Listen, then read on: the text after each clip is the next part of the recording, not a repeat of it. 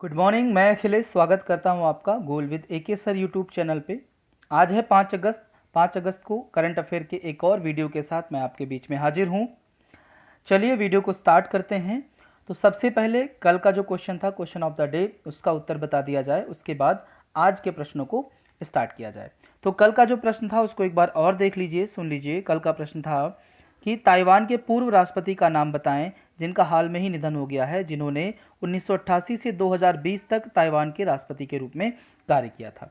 तो इसका सही उत्तर होगा ली टेंग। ली टेंग जो है उनका रिसेंटली निधन हो गया है। अब ताइवान की अगर हम बात करें तो राजधानी इसकी ताइपे है, अध्यक्ष यहाँ के हैं ताई इंग वेन, और यहाँ की मुद्रा है न्यू ताइवान डॉलर। तो ये हो गया कल का प्रश्न। आज का जो क्वेश्चन ऑफ द डे होगा वो इस वीडियो के बिल्कुल लास्ट में मिलेगा। क्लियर है? चलिए अब बढ़ते हैं आज के प्रश्नों की ओर।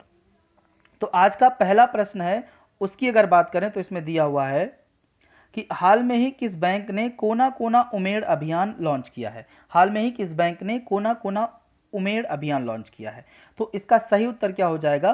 कोटक महिंद्रा बैंक। कोटक महिंद्रा बैंक के द्वारा कोना कोना उमेड़ अभियान लॉन्च किया गया। ये इमेज आपको दिख रही है, यही है कोटक महिंद्रा बैंक। अब कोना कोना उमेड़ अभियान क्या है, थोड़ा सा इसके बारे में बस आप ये जान लीजिए कि ये क्या कर रहा है, अपने जो ग्राहकों को है, तमाम सारे जो खाता धारक होते हैं, अलग अलग प्रकार के जो खाता धारक होते हैं, उनको ये क्या कर रहा है, तमाम सारी सुविधाएं, तमाम सारे ऑफर्स क्या कर रहा है, इस समय प्रोवाइड करवा रहा है। ठीक है। अब सीधे सीधे हम बात करते हैं कोटक महिंद्रा बैंक के बारे में।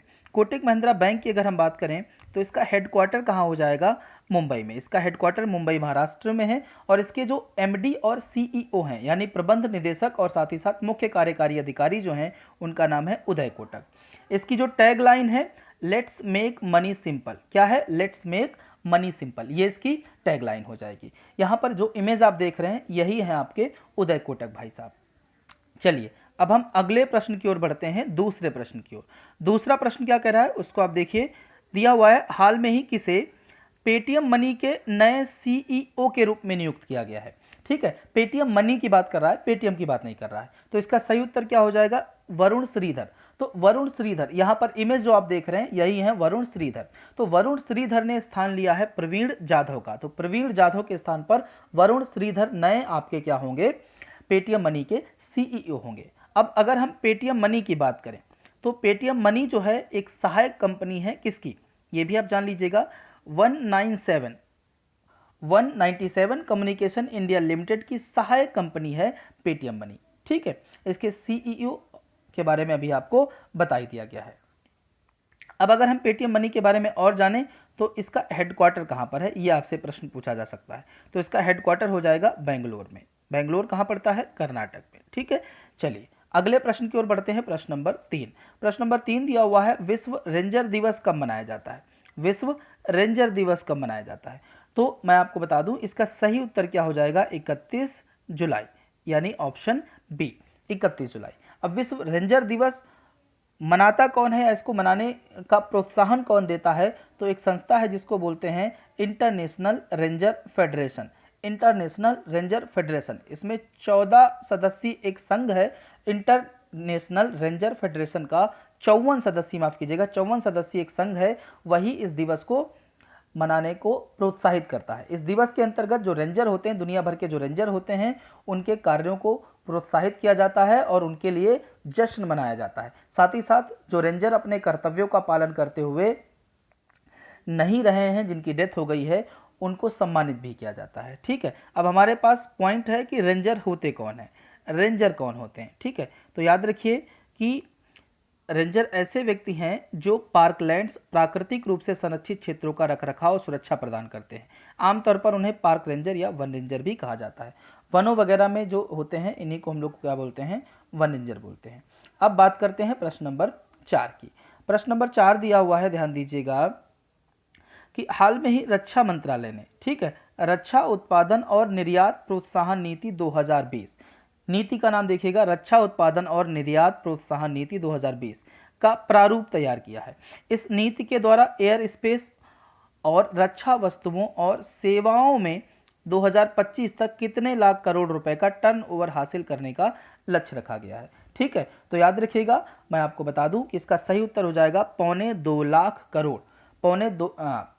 याद रखिए 2.25 करोड़ तो बहुत आपको कम लग रहा है, आप इसको ऐसे समझिए कि 1,75,000 करोड़, ठीक है, हाँ 1,75,000 करोड़ रुपए। क्लियर है इतनी बात? ये इसका क्या है, टर्नओवर है, कब तक, 2025 तक। ठीक, अब ये क्यों शुरू किया गया है, क्यों नीति ये बनाई गई है, इसके पीछे का उद्देश्य थोड़ा सा अगर हम समझ लें तो आपको आसानी से चीज़ें समझ में आ जाएंगी। इस नीति का उद्देश्य क्या है, आत्मनिर्भर भारत योजना के तहत रक्षा विनिर्माण में आत्मनिर्भर बनना। तो रक्षा विनिर्माण जो होता है उसमें हम अपने आप को आत्मनिर्भर बनाना चाहते हैं, इसलिए इस नए नीति का प्रारूप तैयार किया गया है। ठीक है, हम आयात पर निर्भरता को कम करना चाहते हैं, जो ज़्यादा से ज़्यादा जो रक्षा से संबंधित सामान होता है उसको हम बाहर से मंगाते हैं, उसको हम कम करना चाहते हैं, और 2025 तक हम 35,000 करोड़ रुपए का निर्यात लक्ष्य भी रखते हैं। क्लियर है इतनी बात? चलिए अब बात करते हैं अगले प्रश्न की ओर। दिया हुआ है, ये भी बहुत अच्छा प्रश्न हो जाएगा। दिया हुआ है, हाल में ही अरब देशों में परमाणु ऊर्जा के उत्पादन वाला पहला देश कौन बन गया है? तो इसका सही उत्तर हो जाएगा संयुक्त अरब अमीरात, यानी यूएई। अब यहाँ पर एक आप देख रहे हैं इमेज, यही है आपका यूएई। क्लियर है? चलिए अब आगे बढ़ते हैं, इसके बारे में थोड़ा सा आपको बता दिया जाए।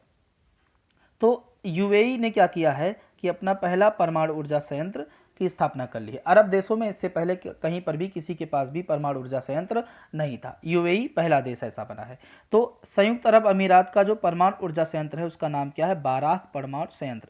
ये लिख के रख लीजिए, क्वेश्चन आपका किसी न किसी एग्जाम में पूछा जाएगा। बाराक परमाणु संयंत्र संयुक्त अरब अमीरात का पहला ऊर्जा उत्पादन संयंत्र। ठीक है, इसकी पहली यूनिट ने काम करना भी स्टार्ट कर दिया है। अब इस संयंत्र के प्रारंभ होने के बाद यूएई की तेल और गैस पर निर्भरता कम हो जाएगी, यानी यूएई अभी 100% उसकी इकोनॉमिक कंडीशन किस पर निर्भर है, गैस और तेल के निर्यात पर, वो अब क्या होगी, थोड़ी सी कम हो जाएगी। अब ये संयंत्र आबू धाबी के अल दाफरा क्षेत्र में स्थापित किया गया। याद रखिए आबू धाबी क्या है, कैपिटल है यूएई की, और उसके अल दाफरा क्षेत्र में इसकी स्थापना हुई है। क्लियर है इतनी बात? अब ये परमाणु संयंत्र दक्षिण कोरिया की टेक्नोलॉजी से बनाया गया है, और इसके द्वारा यूएई अपनी 25% बिजली की जरूरतों को क्या करेगा, पूरा करेगा। क्लियर है इतनी बात? अब थोड़ी सी बात किसके बारे में हो जाए, थोड़ी सी बात हो जाए यूएई के बारे में। अब यूएई की बात करें, ऊपर आपने इमेज देखी थी, यहाँ पर भी इमेज देख लीजिए, ये आपका मैप में है यूएई, जो कि फारस की खाड़ी में स्थित है। ठीक है, या ओमान और सऊदी अरब के साथ सीमा साझा कर रहा है, जैसा आप देख भी रहे हैं मैप में, और राजधानी इसकी आबू धाबी है, मैंने यहाँ पर मार्क किया है, और इसकी मुद्रा संयुक्त अरब अमीरात है, इसको संयुक्त अरब अमीरात दिरहम है, और साथ ही साथ इसके राष्ट्रपति हैं खलीफा बिन जायद अल नाहयान। क्लियर है इतनी बात? उम्मीद कर रहा हूं ये प्रश्न भी आपको समझ में आया होगा। अब आगे बात करें तो प्रश्न नंबर हमारे पास है 6। दिया हुआ है विश्व स्तनपान सप्ताह प्रत्येक वर्ष किस तिथि को मनाया जाता है? तो मैं आपको बता दूं हर साल अगस्त में मनाया जाता है ये, और 1 अगस्त से लेकर 7 अगस्त तक। तो इसका सही उत्तर क्या हो जाएगा, ऑप्शन बी। इस बार की जो थीम है वो मैं आपको बता दे रहा हूं। इस बार की थीम है कि एक स्वस्थ ग्रह के लिए स्तनपान का समर्थन करना, एक स्वस्थ ग्रह के लिए स्तनपान का समर्थन करना, ये इस बार की थीम है किसकी, विश्व स्तनपान सप्ताह की।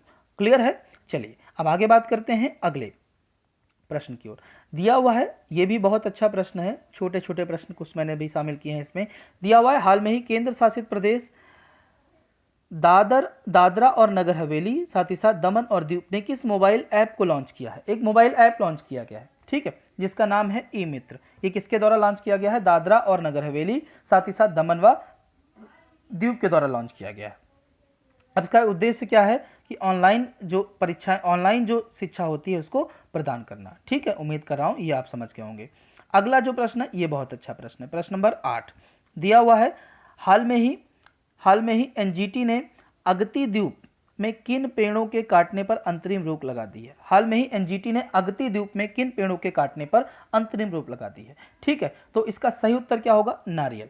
अब अगती द्वीप कहाँ पड़ता है वो आप देख लीजिए, ये आपको एक इमेज दिख रही है भारत की, तो भारत के साइड में इधर आप देख रहे हैं ये है लक्षद्वीप, इसी लक्षद्वीप में पड़ता है आपका अगती द्वीप, यानी अगती द्वीप लक्षद्वीप में स्थित है, अरब सागर में स्थित है। क्लियर है इतनी बात? और अगती द्वीप जो है यहाँ पर एक सड़क बनाई जा रही थी, इस सड़क को बनाने के लिए नारियल के पेड़ों की अंधाधुंध कटाई हो रही थी। ठीक है, उसी पर अंतरिम रोक लगा दी है नेशनल ग्रीन ट्रिब्यूनल ने।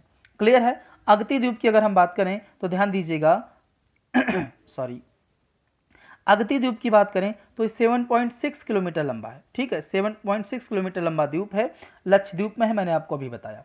ग्रीन ट्रिब्यूनल की बात करें तो ये पर्यावरण से संबंधित जो भी मामले होते हैं उनकी त्वरित कार्रवाई करने के लिए, उनको त्वरित निपटाने के लिए उत्तरदायी है। इसकी स्थापना राष्ट्रीय हरित प्राधिकरण अधिनियम 2010 के तहत की गई थी। एनजीटी की स्थापना करने वाला भारत तीसरा देश है।